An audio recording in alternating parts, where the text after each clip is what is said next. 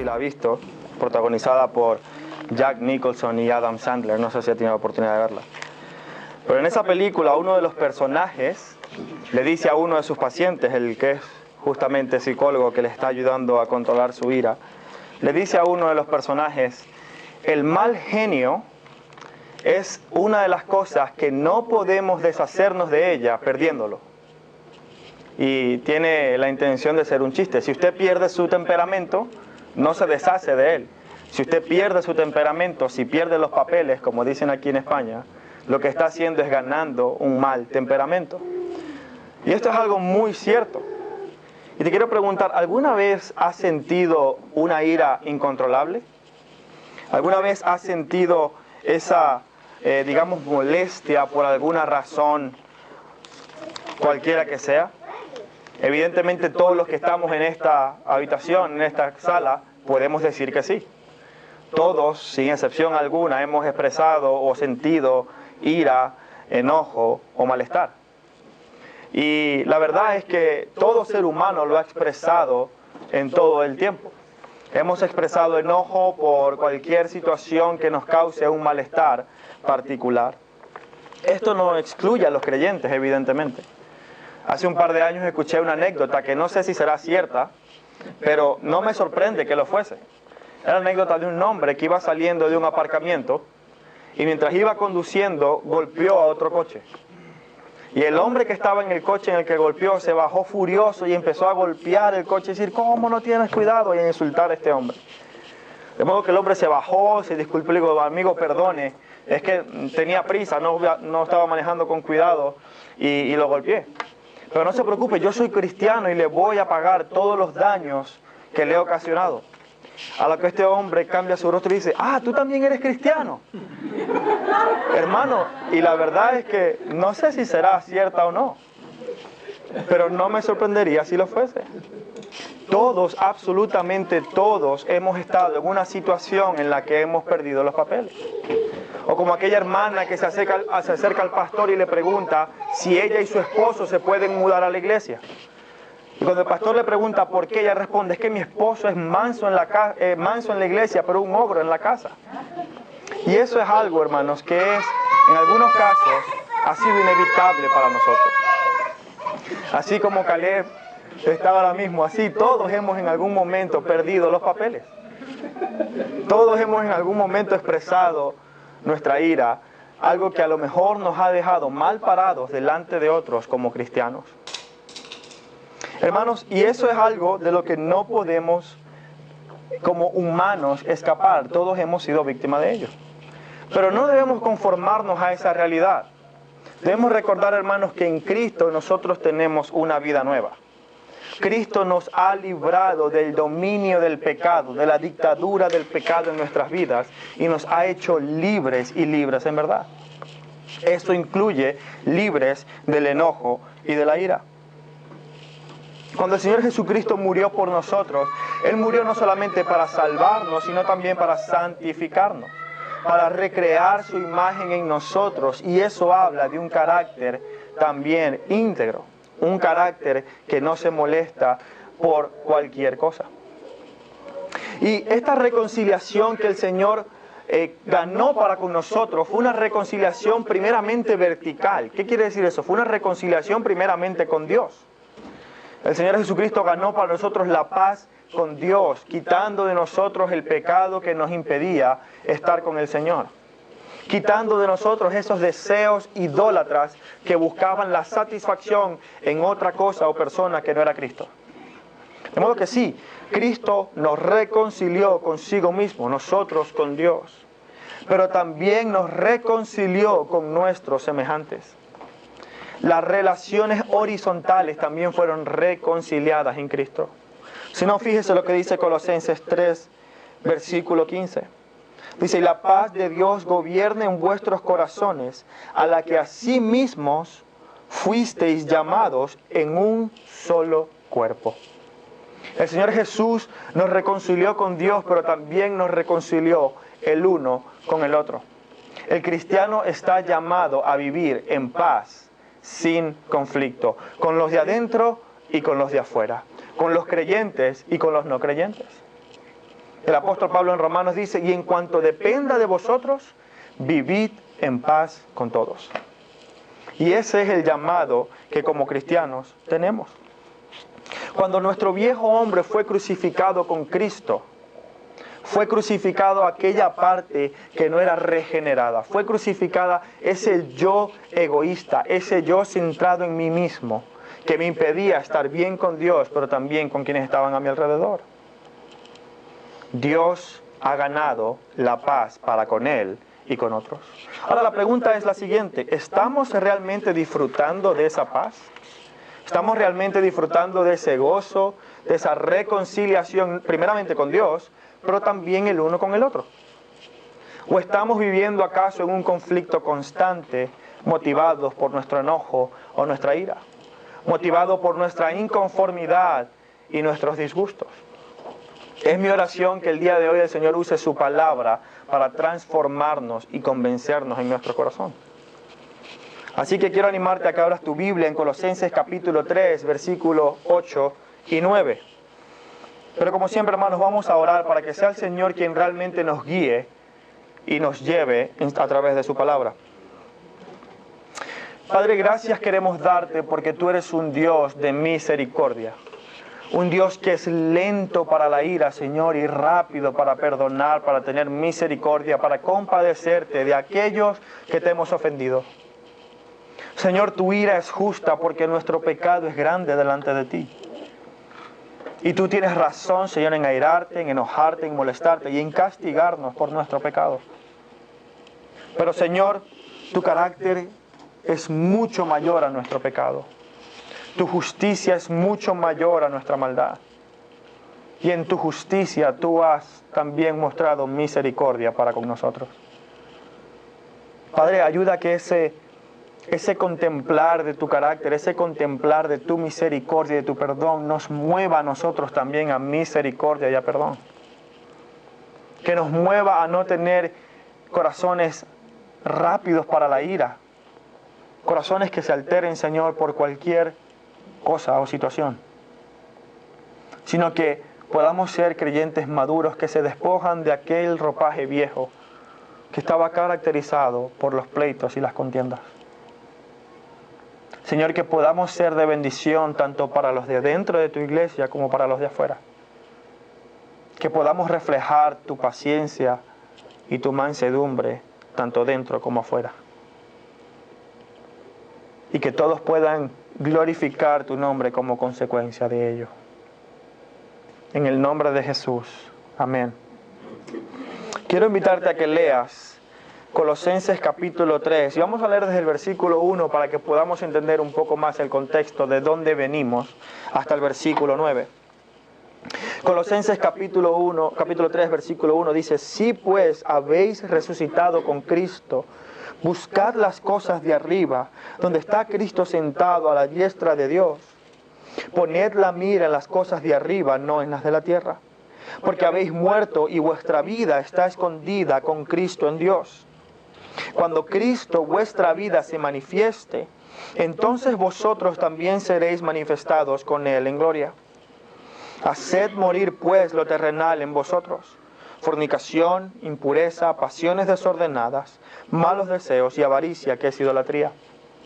Cosas por las cuales la ira de Dios viene sobre los hijos de desobediencia, en las cuales vosotros también anduvisteis en otro tiempo cuando vivíais en ellas. Pero ahora, dejad también vosotros todas estas cosas: ira, enojo, malicia, blasfemia, palabras deshonestas de vuestra boca. No mintáis los unos a los otros, habiéndoos despojado del viejo hombre con sus hechos. Hablamos el domingo pasado de que el versículo 1 pudiera ser mejor traducido como: ahora que habéis recibido vida en Cristo. No si habéis recibido, sino ahora que habéis recibido vida en Cristo. Y no podemos ver los versículos que siguen alejados de esa verdad. Así que, hermanos, ahora que hemos recibido vida en Cristo y que hemos muerto al pecado, el apóstol Pablo nos dice ahora en el versículo 8, como resultado de esa nueva vida en Cristo, el apóstol Pablo nos dice: ahora dejad también vosotros todas estas cosas. El versículo 8, la palabra dejad, significa literalmente quitar, despojarse. Como quien tiene una prenda de ropa y se la quita, se despoja de ella, de aquella prenda de ropa que ya no va a utilizar nunca más. De hecho, no es la primera vez que Pablo nos hace esta exhortación. Si usted va a Efesios capítulo 4, versículos 21 y 22, mire lo que dice. En cuanto a la pasada manera de vivir, es decir, antes de Cristo, despojaos del viejo hombre, que está viciado conforme a los deseos engañosos. Es exactamente el mismo verbo que usa Pablo en Efesios como el que usa en Colosenses. Y pudiéramos decir que son casi que versículos paralelos. Porque en cualquier caso, Pablo y la Biblia nos está exhortando a que activamente nos quitemos aquel ropaje viejo, aquel hombre viejo, que nos despojemos de aquello que no vamos a usar nunca más. Ahora, cuando habla del ropaje viejo, cuando habla del hombre viejo, no está hablando de un hombre viejo en edad, no está hablando de avanzado en edad. Está hablando de aquello que ya ha sido usado por mucho tiempo y ya está desgastado. Puede ser no por tiempo, sino por uso. El hombre viejo es un hombre que ya está desgastado por el uso del pecado, que ya no tiene utilidad nunca más, que ya no se lo puede poner porque ya no le queda, no te combina, no va con tu nuevo estilo de vida. Es como si usted trajera para acá un abrigo todo feo, sucio y roto y se lo entrega a William. Mira, comparte un abrigo. Y William lo que le va a decir, hermano, vaya para Primark y gástese unos 18 euros y compre un buen abrigo. Este abrigo que usted me trae no le va a quitar el frío a nadie. Este ropaje que usted me trae está desgastado por el uso. Ya no es útil, no puede beneficiar a nadie. Nadie puede sacar provecho de este ropaje viejo. Es exactamente la misma imagen que el apóstol Pablo tiene cuando dice: despojaos, quitad de vosotros ahora todas estas cosas. Quitad de vosotros ese viejo hombre que está viciado con los deseos engañosos. Ahora, fíjense que no es exactamente lo mismo que dice en el versículo 5. El apóstol Pablo dice: haced morir pues lo terrenal en vosotros, en el versículo 5. Y luego en el versículo 8 dice: despojaos o quitad de vosotros. Ahora, no sé realmente, les soy sincero, no encontré ninguna diferencia en el contexto ni en el uso de las palabras. Pero lo que sí me quedó claro es que la Biblia nos exhorta en cualquier caso para activamente hacer morir el pecado en nosotros y despojarnos de aquellas actitudes o reacciones que no combinan, hablando de estilo de ropa, no combinan con nuestra nueva vida en Cristo. Es como si usted viera a una persona, no sé, que trabaja en el campo con un saco. Usted dice: oye, eso no es adecuado, no va bien. O una persona que está en una oficina vestido en shorts cuando no sea verano, no es adecuado. O en verano usando unos shorts, no está bien. Es exactamente la misma imagen, no combina, no va bien con lo que ahora tienes en Cristo. Fíjense lo que dice Colosenses 8. Dice: dejad ahora también vosotros todas estas cosas. ¿Y de qué está hablando? Está hablando de las características del viejo hombre. Fíjense lo que dice el versículo 9. No mintáis los unos a los otros, habiéndoos despojado del viejo hombre. De manera, hermanos, que Pablo nos está llamando a dejar aquello que ya no nos va bien, que no se nos ve bien. Ahora, ¿cuáles son esas características del viejo hombre? ¿Cuáles son aquellas cosas de las que Pablo nos está diciendo: este viejo hombre tiene estas características y por tanto debes dejarla? Fíjese el versículo 8. Lo dice claramente: dejad ahora vosotros todas estas cosas: ira, enojo, malicia, blasfemias, palabras deshonestas de vuestra boca. El viejo hombre está caracterizado por una expresión incorrecta de la ira. Y esto es importante resaltarlo: expresión incorrecta, porque la ira en sí misma no es mala, como lo vamos a ver más adelante. Pero el hombre viejo, el hombre sin Cristo, el hombre antes de Cristo, se caracteriza por expresar su ira y su enojo de una manera incorrecta, de una manera pecaminosa. Ahora, Pablo no está diciendo que la ira es mala. no lo puede decir porque incluso en 2 versículos antes, en el versículo 6, mire lo que dice. Dice, cosas por las cuales la ira de Dios viene sobre los hijos de desobediencia. La ira en sí misma no es mala, únicamente cuando es expresada por los motivos y las maneras incorrectas. Si la ira fuera mala en sí misma, Dios no podría ni sentirla ni expresarla, porque su carácter es completa y totalmente bueno.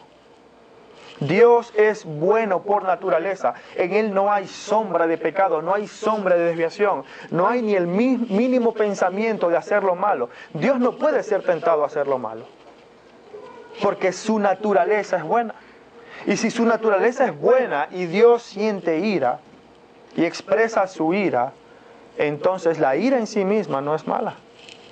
Es la expresión de la ira del ser humano. Es la razón que origina la ira en nosotros, lo que realmente está mal. Para comprender esto tenemos que entender qué es la ira o qué es el enojo. El pastor Richard Baxter, uno de los puritanos, decía, la ira es aquella displicencia apasionada, se involucra sentimientos, aquella inconformidad apasionada que se crea en nuestro corazón contra un mal percibido, contra aquello que percibimos que es malo y que nos evita alcanzar algo que anhelamos. La ira es la reacción que tenemos ante un comportamiento que vemos como malo y que nos priva de alcanzar aquello que deseamos.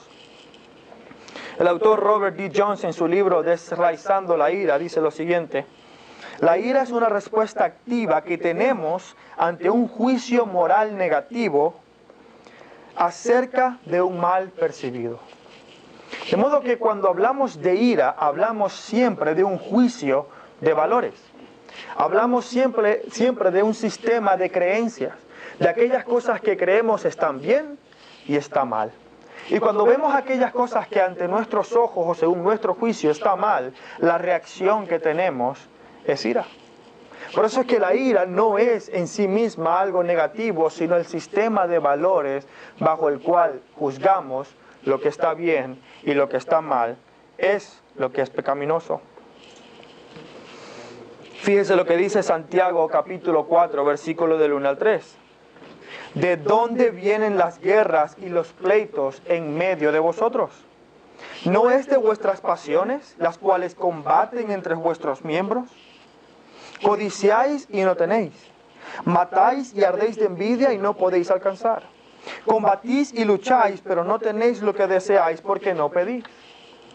Y pedís y no recibís porque pedís mal, para gastar en vuestros deleites. De modo que cuando hablamos de ira, hablamos siempre de un deseo y de un juicio de valor acerca de un comportamiento que está bien y que está mal. Santiago habla aquí de una frustración que sentimos porque hay algo que creemos es bueno, pero no lo podemos alcanzar. Habla de un deseo que tenemos, pero que no podemos satisfacer. Es como aquel niño que desea tanto su juguete nuevo y como ve que su padre no se lo compra, arma berrinche, pataletas y de todo. Este niño en su juicio dice, mi papá es malo porque no me compra mi juguete. Tiene algo que desea y tiene un juicio de valor que dice, mi papá se merece que yo llore y no lo deje dormir. William, prepárate. Pero es cierto, hermano. Es cierto. Y los que son padres lo saben. Ya lo han experimentado. Exactamente lo mismo ocurre con la ira humana. Tenemos un juicio de valor. Tenemos un sistema de creencias que nos hace percibir algo como malo. Y es por esto que podemos saber que la ira de Dios es buena, porque en Cristo hemos conocido lo que realmente es bueno y es malo. El versículo 6 del capítulo 3 de Colosenses dice que la ira de Dios viene contra estas cosas. Y estas cosas son una conducta pecaminosa. La ira de Dios se revela contra una maldad real, contra el pecado, contra toda impiedad e injusticia viene la ira justa y necesaria de Dios. Esto no es un mensaje muy popular en las iglesias. Mucha gente no quiere hablar acerca de la ira de Dios, pero hermanos, no podemos entender el amor de Dios si no entendemos también la ira de Dios. Porque hasta que usted no entienda la seriedad del pecado, no va a entender la grandeza del amor de Dios. Por eso es que Dios tiene que mostrar su ira para que podamos comprender su amor. Si yo comprendo mi pecado de la manera que Dios lo ve, voy a entender y de hecho a apreciar su ira. Cuando usted ve la maldad en el mundo, cuando usted ve guerras, abusos sexuales, físicos, ¿no produce eso en usted un sentimiento de justicia, de ira? Es exactamente contra el pecado lo que la ira de Dios se revela. Y es una ira justa, necesaria, para poder castigar aquello que realmente está mal. El Salmo 7 dice lo siguiente, Salmo 7, versículo 11 dice, Dios es juez justo. Dios es juez justo y Dios está airado contra el impío todos los días. Y fíjese lo que dice, si no se arrepiente, Él afilará su espada. De modo que la ira de Dios está preparada para castigar a aquella persona que hace mal y no se arrepiente de su mal. Pero ¿qué pasa si la persona se arrepiente? Dios muestra su misericordia y su amor. No podemos entender el amor de Dios si no entendemos también la ira de Dios. Fíjense lo que dice el Salmos 2, capítulo 12. Honrad al Hijo para que no se enoje, hablando de Cristo. Honrad al Hijo para que no se enoje y perezcáis en el camino, pues se inflama de pronto su ira. Esta es una realidad, hermanos. Es pecado no honrar a Cristo. Él mismo lo dijo. Si creéis en el Hijo, no sois condenados. Pero quien no cree ya ha sido condenado porque no cree en el Hijo de Dios. Mucha gente tiene temor a decir estas cosas porque suena a un Dios como si fuera una ira descontrolada. Pero es una ira justa, hermanos. Si no entendemos la gravedad del pecado, no vamos a entender la ira de Dios. Fíjese lo que dice Jeremías 10:10. Mas Jehová es el Dios verdadero. Él es Dios vivo y Rey eterno. A su ira tiembla la tierra y las naciones no pueden sufrir su indignación. La palabra indignación habla de una indignación moral por la injusticia de los seres humanos. En Génesis vemos cuando el Señor vio el corazón de los hombres, vio que su pensamiento y su caminar era de continuo el mal. Ante esa maldad es que la ira de Dios se revela. Ahora, esto no es algo del Antiguo Testamento. Hay mucha gente que dice, hay una diferencia entre el Dios del Antiguo Testamento y el Dios del Nuevo Testamento. El Dios del Antiguo Testamento era un Dios molesto. El de ahora es mucho más gracia. Pero fíjese lo que dice Romanos 1:18. Esto es el Nuevo Testamento. Dice, porque la ira de Dios se revela desde el cielo contra toda impiedad e injusticia de los hombres que detienen con injusticia la verdad. Dios revela su carácter en toda la Escritura. Si usted quiere ver otro ejemplo, le invito a que lea Hechos 5, el ejemplo de Ananías y Zafira. Dos personas en el Nuevo Testamento que por mentir, Dios literalmente les quitó la vida. Porque su conducta era injusta, porque su conducta era pecaminosa. De modo que la ira en sí misma no es algo malo. Es malo cuando se expresa por los motivos y las razones incorrectas. Es malo cuando se expresa de maneras incorrectas. Porque Dios advierte de su ira, pero ofrece su misericordia. Dios advierte de su juicio, pero ofrece salvación a quien se arrepiente. Así que, hermanos, en la Biblia vemos dos tipos de ira. La ira justa de Dios, necesaria para castigar el mal que hay en el mundo. Pero también vemos la ira injusta del ser humano, que se origina por los motivos incorrectos, que se origina por las motivaciones incorrectas, por deseos engañosos del viejo hombre y que se expresa de una manera pecaminosa. Cuando Pablo habla en Efesios 4:21, deja muy claro que hombre viejo está viciado por sus deseos engañosos.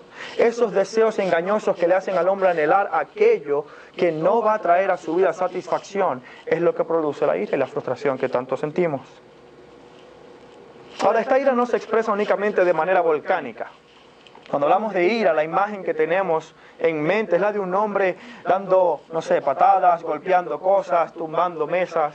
Y sí, eso es una expresión de la ira, pero no es la única. El pecado es muy sutil y se expresa de muchas maneras. También hay una ira silenciosa que busca castigar a la persona con el distanciamiento.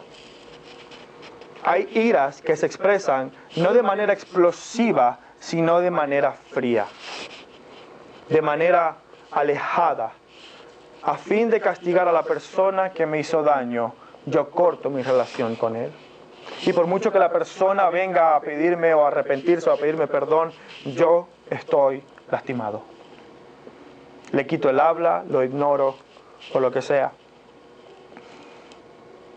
Pero hermanos, de cualquier manera, sea explosiva o sea fría, la ira se manifiesta mal en el ser humano porque está llena de malicia. Fíjese lo que dice el apóstol Pablo en ese mismo versículo 8. Pero ahora dejad también vosotros todas estas cosas: ira, enojo, malicia. ¿Qué significa la palabra malicia? Es una disposición a hacer lo malo. Es una disposición a querer obrar mal, malintencionado. Es la imagen de una persona que está en el ejército, siempre dispuesta y lista para actuar. Es exactamente la malicia. Estoy completamente dispuesto y preparado para hacer lo malo. Esa es la condición del ser humano. Cualquiera que me la haga, me la paga doble. Estoy dispuesto a vengarme o a hacer a todo aquello que cause mal a la persona para castigarle, para hacerle pagar por lo que me hizo. En muchas ocasiones nuestra maldad nunca nos permite retribuir con justicia a aquel que fue ofensor, sino que nos hace vengarnos el doble y el triple. Por eso en el Antiguo Testamento, cuando el Señor dijo ojo por ojo, diente por diente, no estaba diciendo quédense tuertos todos. No, lo que estaba diciendo es la paga tiene que ser igual a la ofensa. Tiene que ser un castigo justo, ni más ni menos. Porque la tendencia del ser humano es hacerlo más. No podemos pensar que nosotros somos más justos que Dios y decir, no, eso de ojo por ojo y diente por diente no está bien. Dios lo hizo por una razón, porque sabía que en nuestro corazón nosotros íbamos a querer vengarnos más del mal que se nos había hecho. Todas esas leyes, cuando usted dice, si alguien mata al buey del otro, le tendrá que devolver un buey. Claro, es un buey por un buey. Pero nunca ha sido así en la historia de la humanidad. Siempre hemos intentado buscar venganza más allá de lo que es la retribución justa. La ira del ser humano es una ira contaminada por el pecado, por eso no se puede expresar de una forma buena. Fíjese lo que dice Santiago 1, del 20 al 21, dice, porque la ira del hombre no obra la justicia de Dios. La ira del hombre no obra la justicia de Dios. Por lo cual, desechando toda inmundicia y abundancia de malicia, recibid con mansedumbre la palabra implantada, la cual sirve para salvar vuestras almas. Hermanos, nuestra ira y nuestro enojo no está lleno de la justicia de Dios, está lleno de pecado. Por eso se expresa de manera negativa. Ahora, ¿cómo expresamos comúnmente esta maldad, esta ira, este enojo? Generalmente lo expresamos en lo que decimos. La reacción inmediata ante una ofensa es hablar y responder a la otra persona. Por eso el apóstol Pablo dice, quitad de vosotros toda ira, enojo, malicia, pero luego continúa hablando de las expresiones verbales de la ira. Fíjense lo que dice, blasfemias y palabras deshonestas de vuestra boca. En el griego las dos palabras no son iguales, pero tienen el mismo significado. Es hablar mal y hablar mentiras acerca de alguien. La diferencia entre las dos es a quién va dirigida. La blasfemia evidentemente es hablar algo que no es cierto acerca de Dios. Algo que es incorrecto acerca de Dios. Blasfemar su nombre. Decir que Él no es bueno. Decir que Él no está en lo correcto. Llamarle mentiroso, eso es una blasfemia. Hablar algo que es incorrecto acerca de una persona, en este caso Dios. Pero las palabras deshonestas de vuestra boca son aquellas cosas que hablamos acerca de nuestros semejantes. Cuando criticamos sin fundamento, cuando estamos molestos porque alguien nos hizo algo, entonces voy a crear un chisme, un rumor. Voy a hablar mal acerca de esa persona con otro. Voy a despedazarlo con mi boca. Como cuando dice en el Salmo 1, bendito el hombre que no se sentó en silla de escarnecedores. Literalmente un carnicero que despedaza a otros con su boca. A eso se refiere palabras deshonestas. Cuando nosotros expresamos nuestra ira, lo hacemos mayormente de manera verbal. Lo que dice Efesios 4, 31, 32. Quítese de vosotros toda amargura, enojo, ira, y fíjense lo que dice la expresión verbal, griterías y maledicencias y toda malicia. Quítese de vosotros la reacción de ira basada o expresada verbalmente en maledicencias y en griterías, porque eso es lo que expresa la malicia que hay en vosotros. Esto es algo, hermanos, y aquí quiero abrirles mi corazón, algo de lo que yo particularmente tengo que arrepentirme. Y aquellos que me conocen un poco más de cerca y que han trabajado conmigo un poco más de cerca, saben que es una de las áreas en las que debo rendir cuentas constantemente. Porque en muchas ocasiones he usado sarcasmos y expresiones que buscan herir a otros, expresando mi ira o mi enojo acerca de una persona. Y eso, hermanos, es algo de lo que yo particularmente tengo que rendir cuentas. Y sé que no soy el único luchando con esto. Todos hemos caído presa de una reacción incorrecta. Ahora, el apóstol Pablo no nos está diciendo que no tenemos que airarnos. Eso no es lo que Pablo está diciendo. Él no está diciendo, no se molesten, sean como un peluche. No es eso lo que está diciendo el apóstol Pablo. Siempre contentos. No, somos humanos y vamos a experimentar este tipo de cosas. El apóstol Pablo nos está llamando a no expresar nuestro enojo de manera pecaminosa, a no airarnos por las razones incorrectas. Fíjense lo que dice Efesios 4:26. Airaos, pero no pequéis. Molestaos, pero por las razones correctas. Expresar vuestro enojo de manera correcta, pero no pequéis.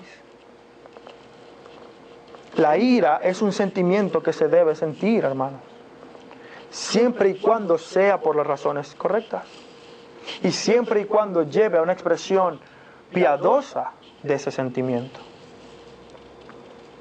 Ahora, ¿cómo podemos hacer esto? ¿Cómo podemos redimir nuestro sentimiento de ira y de enojo? ¿Y cómo podemos expresarlo de una manera correcta? Yo quiero que me acompañe a leer Colosenses capítulo 3, versículo del 15 al 16.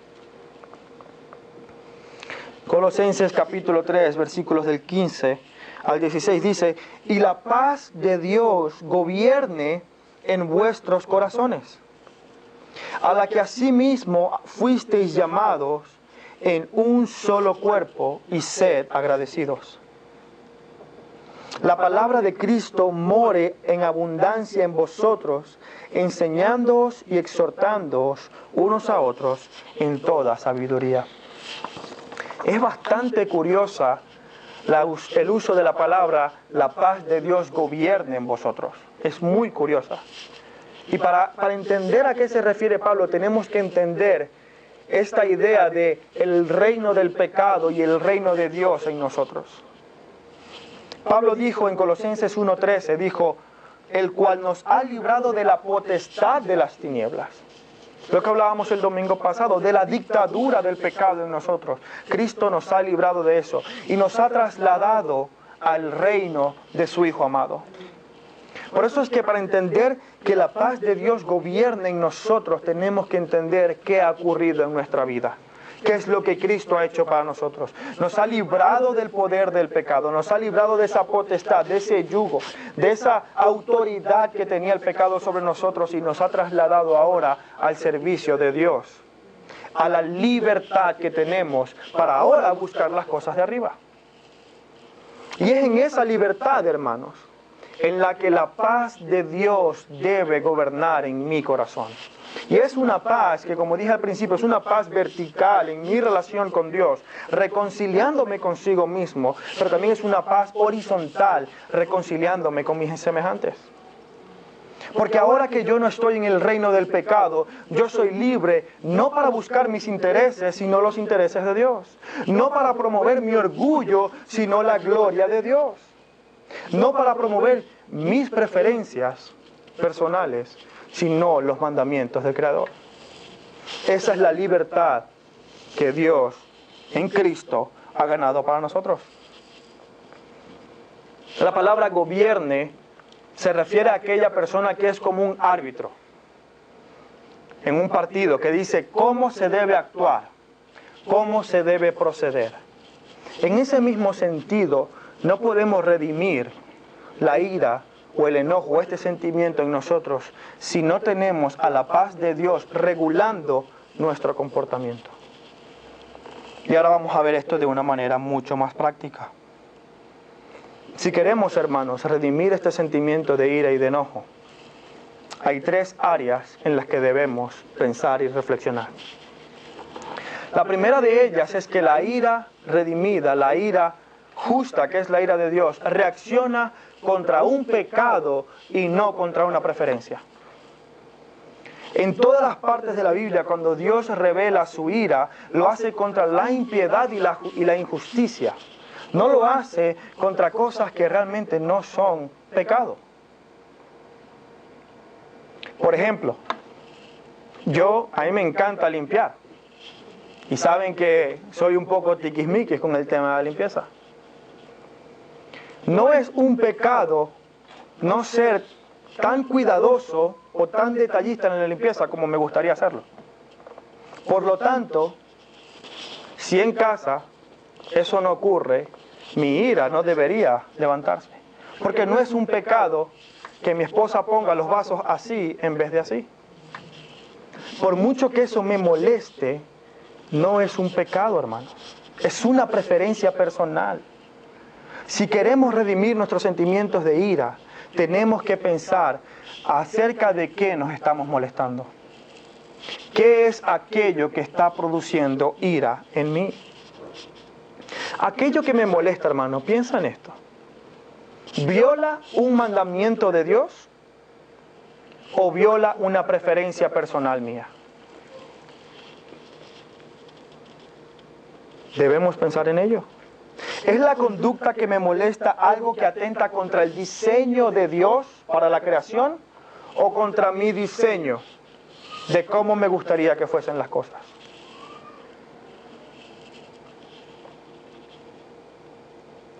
Nuestras preferencias personales no son el estándar de la verdad. La verdad de Dios y su ley lo son. ¿Qué es lo que me molesta? Un pecado o mi preferencia personal. De modo, hermanos, que la primera área para reflexionar si queremos redimir nuestro enojo es la ira justa se revela en contra de un pecado y no en contra de una preferencia personal. Pero la ira justa se enfoca también, en segundo punto, en el reino de Dios y en las preocupaciones de Dios y no en las propias. Cuando estoy molesto, hermanos, por alguna ofensa, ¿a quién veo como el verdadero ofendido? ¿A Dios o a mí?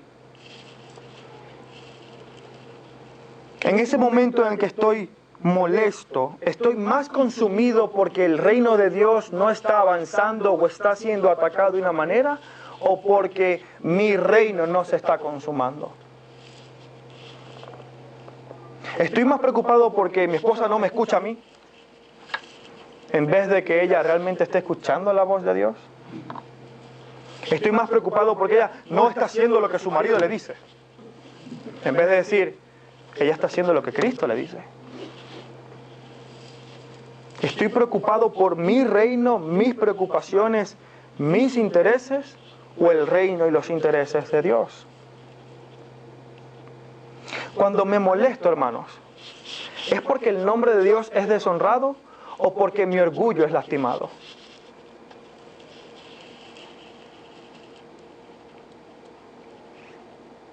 ¿Es porque Dios realmente no está cumpliendo su propósito o porque yo no estoy cumpliendo mi propósito?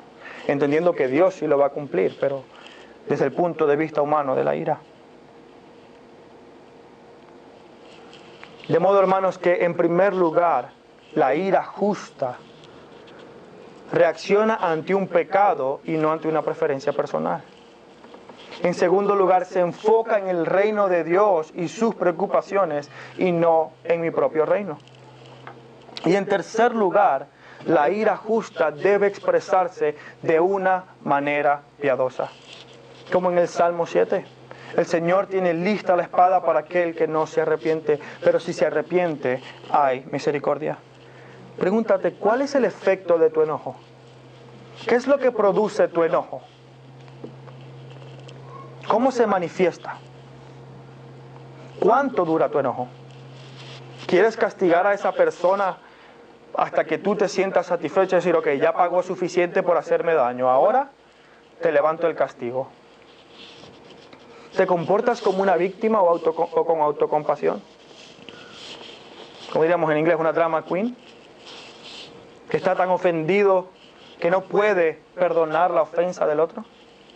Tan herido en tu orgullo que tienes que arrebatar contra la integridad del otro, verbal o física o como sea. Te distancias de esa persona cortando toda relación y evitando que ella pueda venir a ti en arrepentimiento. ¿Cómo expresas tu enojo? ¿Buscas castigar al ofensor o reconciliarte con él? Hermanos, el mejor ejemplo lo tenemos en Cristo. El Señor Jesús expresó su enojo tanto con los fariseos como con los discípulos por su incredulidad. Pero nunca dejó de mostrar misericordia y amor a ninguno. La Biblia dice, ay de aquel por quien el Hijo del Hombre es entregado, hablando de Judas. Pero aún así el Señor mostró amor a Judas hasta el final. Mostró misericordia a Judas hasta el final. Judas, por su falta de arrepentimiento, sufrirá la ira de Dios. Pero esa expresión de ira de Dios siempre viene acompañada por misericordia para aquellos que están dispuestos a arrepentirse. La pregunta para nosotros hoy, hermanos, es, ¿vamos a seguir usando ese ropaje viejo, sucio y desgastado que no tiene nada que ver con la vida nueva que ahora tenemos en Cristo? Que no tiene nada que ver con el perdón que ahora tenemos en Cristo. Hermanos, que el Señor no permita que así sea. Sino que, como dice el versículo 12, podamos vestirnos de amor, que es el vínculo perfecto. Que en nuestra ira realmente se alinee con la ira de Dios, airándose únicamente contra aquello que es pecado, enfocándose únicamente en el reino de Dios y expresándose de una manera piadosa. Y que el Señor nos pueda hacer sal y luz aquí en la tierra. Padre, gracias te queremos dar por tu misericordia, Señor. Padre, tú sabes que nuestros deseos, nuestros corazones nos engañan, nos muestran, Señor, un espejismo de lo que queremos, de lo que anhelamos, pero que solo podemos encontrar en ti. Padre, yo quiero pedirte ahora por nuestro corazón, quiero pedirte ahora por nuestras vidas, para que no sean corazones, Señor, rápidos para la ira, ajusticiando y criticando y castigando a aquellos que nos ofenden, sino que como tú nos enseñaste a orar, perdones nuestras ofensas, así como nosotros perdonamos a quienes nos ofenden. Haznos mansos y humildes, Señor.